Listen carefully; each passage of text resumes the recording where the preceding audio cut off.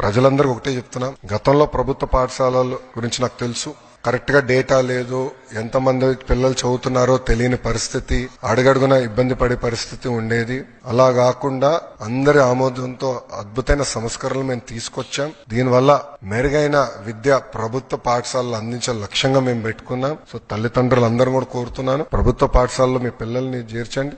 వాళ్ళని ప్రయోజకులుగా తీర్చిదిద్దే బాధ్యత కూటమి ప్రభుత్వం తీసుకుంటుంది. మనం ఇతర రాష్ట్రాల ఎడ్యుకేషన్ మోడల్స్ గురించి మాట్లాడాం.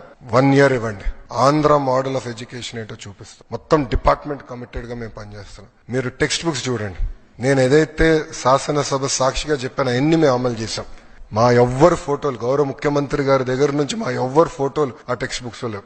నో ఫార్వర్డ్స్ ఏమి లేవు. బ్యాగ్ బరువు తగ్గించదని కూడా ఏకంగా అన్ని సబ్జెక్ట్స్ కలిపి ఎప్పుడు ఏ సబ్జెక్ట్ అందించాలో అట్లా అందిస్తున్నాం. సో ఎక్కువ బ్యాగ్ బరువు కూడా ఉండకూడదు. అట్లా చాలా సీరియస్ గా ఆలోచించి సంస్కరణలు తీసుకొచ్చి, అందుకే ప్రజలందరూ కూడా కోరుతున్నా, మీ పిల్లల్ని ప్రభుత్వ పాఠశాలలో చేర్పించాలని నేను సభాముఖంగా కోరటం జరుగుతుంది.